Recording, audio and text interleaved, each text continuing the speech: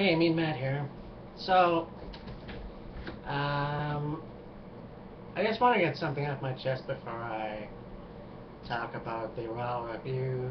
Um, Something that I've heard through other people on YouTube and kind of want to get my thoughts out there.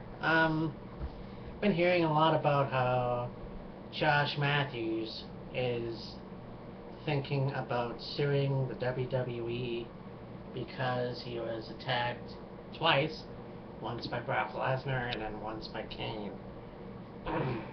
Now, I don't know if this is true or not, but I'm guessing that it might be. Um, Here's the thing. Josh Matthews went through the first season of Tough Enough. Josh Matthews, therefore, in my eyes, is a wrestler. I don't care if he has never been in a match. I don't care if he's a commentator. He's a wrestler. If you go through Tough Enough, then you're a wrestler.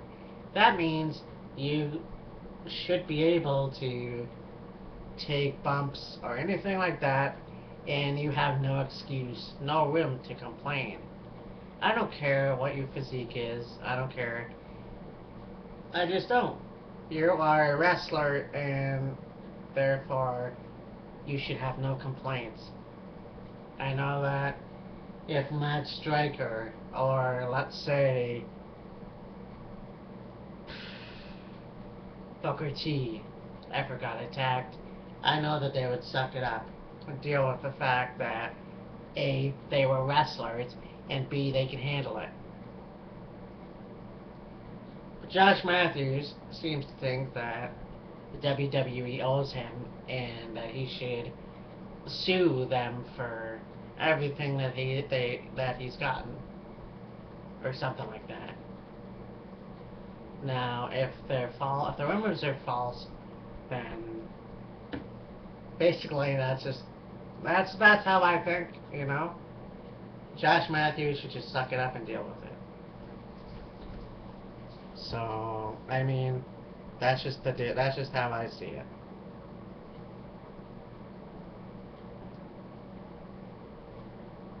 So anyhow,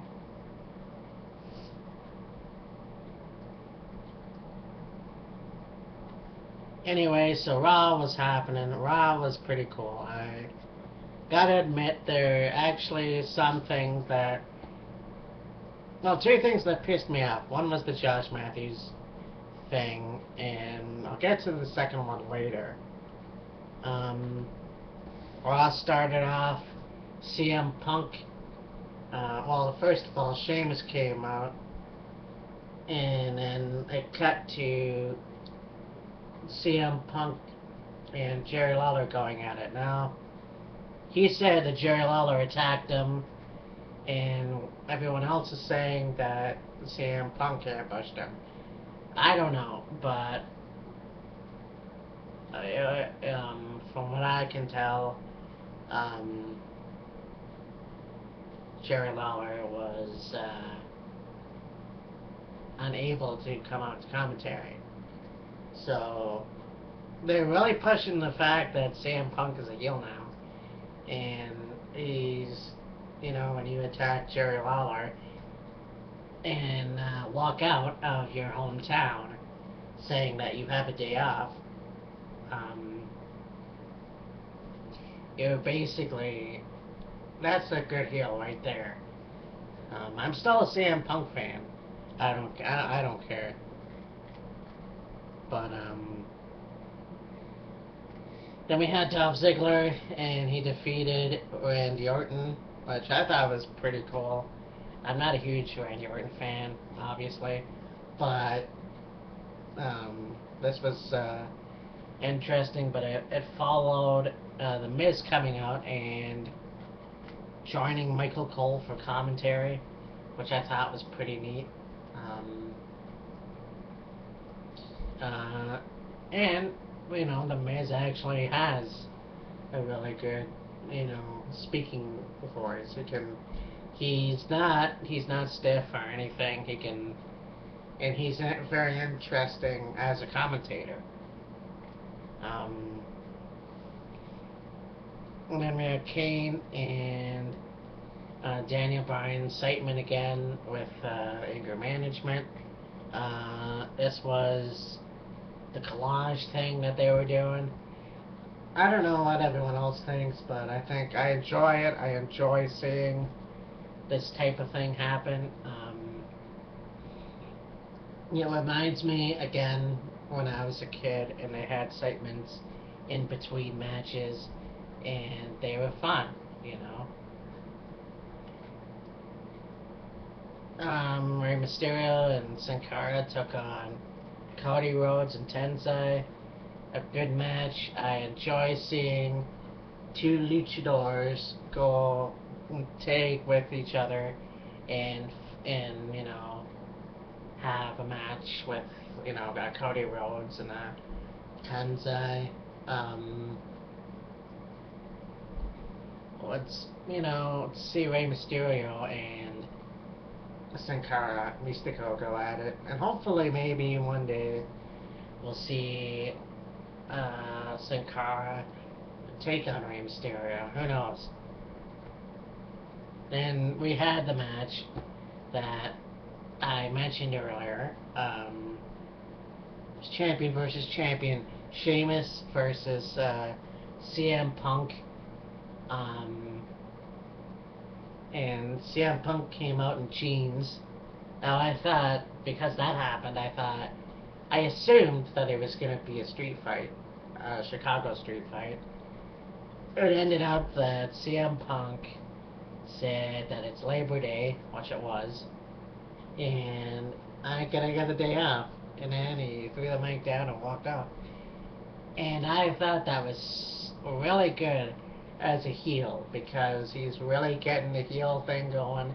He turned his back on the crowd, and he's in full heel gear now. So I can't wait to see what happens down the road, because I don't know. I like him as a mouthpiece. I also like the fact that he really knows what he's doing, whether he's a face or a heel. But anyways, we had Sheamus versus Jack Swagger, and now the match was what it was. Sheamus won, which prompted Jack Swagger to tuck his tail between his legs and go on hiatus. And then I guess Alberto Del Rio came out and tried to kick Sheamus' ass before Night of Champions, but then got a broad kick. Actually, no. Sheamus broad kicked Ricardo Rodriguez. But Jack Swagger was aiming to leave, and AJ tried to stop him, but he left. AJ was having a hard night too. Everyone was leaving. Not only, Jack Swagger, but CM Punk left, and a few other people, and then so she was kind of going nuts, and also forgetting who Matt Striker was. Now a lot of people are saying that might have been real, but I think that it was part of the character. I don't think anyone's that stupid to forget somebody's name, even when she was on NXT and he was at the interviewer on NXT. But then we had Eve defeated Caitlyn, and surprisingly was a good sport about it. Shaking Layla's hand, who was on commentary, and then shaking Caitlyn's hand. So I don't know what's going through Eve's head, but if she's a good sport, that's awesome. I guess it's always cool to be a good sport. But anyhow, that's just the way it was. And that was awesome. Um, then we had another match between Ryback and Jinder Mahal, and Ryback won again. So there was really no point to have this match, but there you go.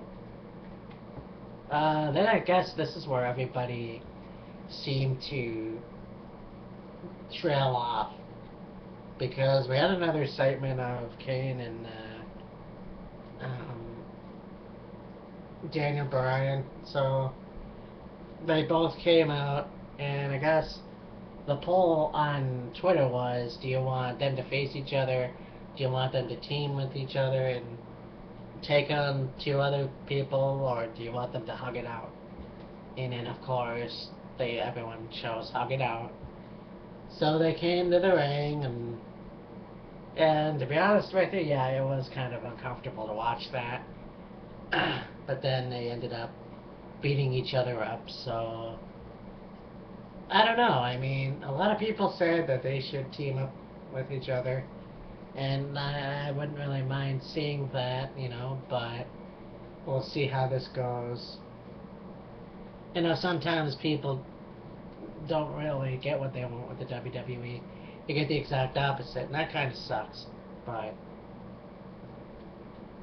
it happens, I guess.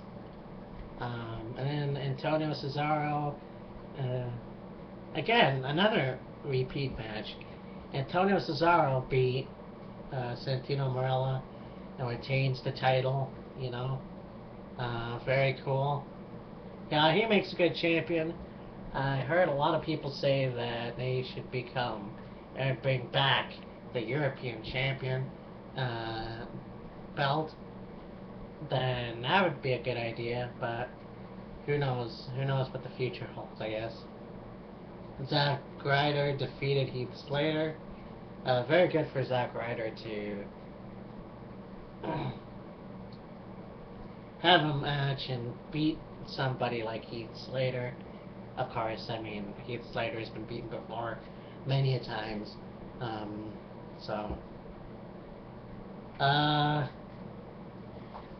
So then we have a match, or not a match. This is kind of where I got angry, because here's the WWE who says, okay, be a star. Bullying is bad. Bullying is terrible. Watch it is. You shouldn't be a bully. And then you get a segment like this. Okay, so last Monday night, Vicki came out and talked smack about AJ. So then AJ comes out and she says, or she doesn't say anything. She just basically attacked Vicki. Now, yes, okay, that's a bad thing. Alright, fine, whatever.